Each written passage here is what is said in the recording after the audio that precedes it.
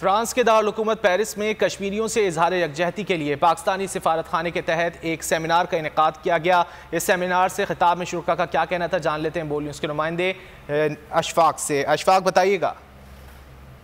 جی، اس وقت میں سفارت خانہ پاکستان پیرس میں موجود ہوں، جہاں پر مقبوضہ کشمیر میں بھارتی ظلم و ستم اور درندگی کے خلاف مظلوم کے ساتھ اظہار یکجہتی کے لیے ایک سیمینار کا انعقاد کیا گیا ہے۔ اس حوالے سے بات کرنے کے لیے میرے ساتھ موجود ہیں فرانس میں پاکستان کے سفیر امجد عزیز قاضی صاحب۔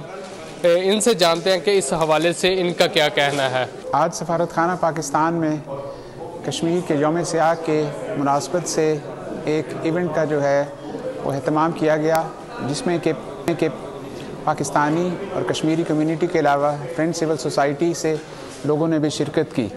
اس میں بہت سے مقررین نے ہندوستان میں اور کشمیر میں جو مسلمانوں کی صورتحال ہے اس پہ اپنے خیالات کا اظہار کیا۔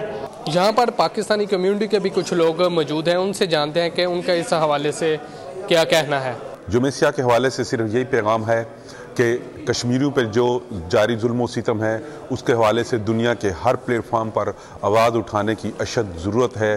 دنیا کے ہر پلیٹ فارم پر کشمیریوں کے لیے آواز اٹھائیں جب تک کشمیریوں کو آزادی نہیں ملتی۔ پاکستانی اور کشمیری کمیونٹی کے رہنما کا یہی کہنا ہے کہ بہت شکریہ آپ۔